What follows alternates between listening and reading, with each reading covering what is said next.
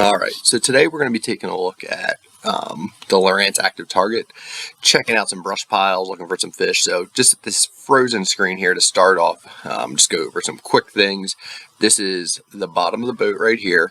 It goes out to 80 foot, which is at the end of the screen, and you don't have the depth here like you would on your Lowrance actual GPS or fish finder, but I would say I believe that's 20 feet it's set to, so that's 20 foot to the bottom, which would be down here, so I'm sitting probably 18 or so. And just to get started, there's a fish there, there's a fish there, it's possibly one right there, there's some little small ones there that could be crappie or whatever they are, and maybe one there. So we'll see all this more so when we get moving. So let's just go through. We got a little clip here that we're going to just kind of talk through it. I'll show you what I'm looking at and how I kind of read it and some adjustments I make as I go.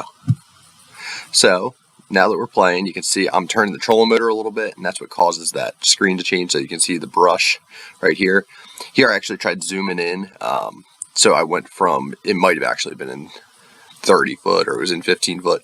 I went a little shallower. So that's why the bottom dropped out. That's top of the brush here. I was probably trying to get a better look and see what was on the surface.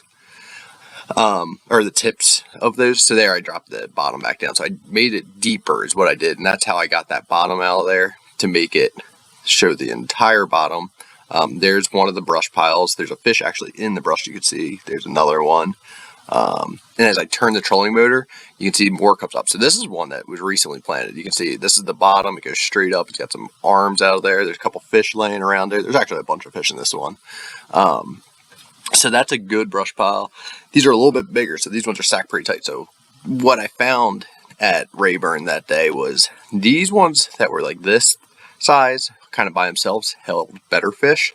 When you got into these bigger, brushier clumps, I think a lot of it was the smaller schooling fish. You catch a lot of 12 to 14 inches out of it. There's a fish right there. And now you can see when I'm directly over top of this brush pile right here, you can look, let's see, there's a fish there, there's a little one there, there you go, that was my bait actually right there, drop.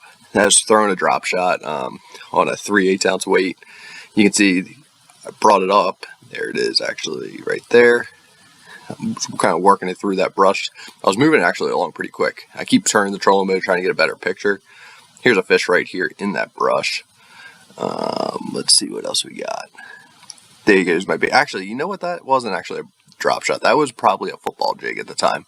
I tried throwing that through there. It was a little bit heavier of a weed guard, so that way I could actually kind of try to get a reaction strike. There's a bigger fish right there. You can see that's his head there. You can see his tail where it's thinner. So the head is actually darker because that's a more dense part of the fish.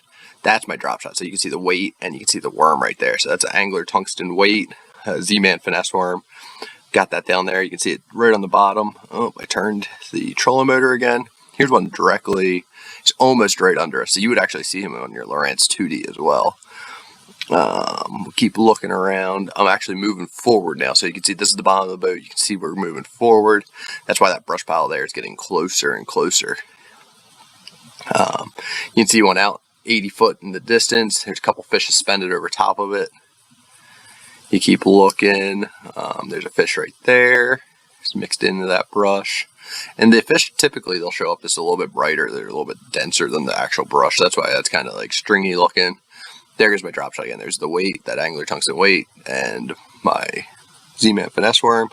And I was targeting the fish that are right in the middle of that, so I want to make sure I hit that. Here you can see a school, they're probably crappie. Bunch of them suspended over top of it. So 1, 2, 3, 4, 5, 6, 7 or so right there. They're just suspended right in the tops of it. So I don't do any crappie fishing, but I'm sure guys that do, you probably put a little jig in front of them and catch all those fish. There's a couple more here. Let's see. That's a little bit tighter of a brush pile. You can see that might have leaves on it or something. That's why it's not as branchy looking as the other ones. There's my drop shot again right there. You can see it when it was coming from the top, falling down in there. Let's see if we pick it up again as we keep working through there. There's 2, 3 brush piles. Here's one of those ones that was probably an old one that broke down a little bit, so it doesn't have all the limbs, but it's more just stalky, which are still good. Here's some fish that are in between the brush right there. There's a bigger fish right there, I believe. Yep. Out here, this is bait. This whole little school right here, that's a bunch of, probably some sort of shad. You can see actually, that's where the crappie are. They're right near it, and they're right under there. They're feeding on them. Then we keep working our way forward as I keep trolling motoring forward. So I get over that brush again. There goes my drop shot right there. I was aiming for those couple fish right here, see if I could get a bite. As we keep going, we'll work our way forward. There's a bigger one right here too. You can see his head there, tail there. That's a nice one.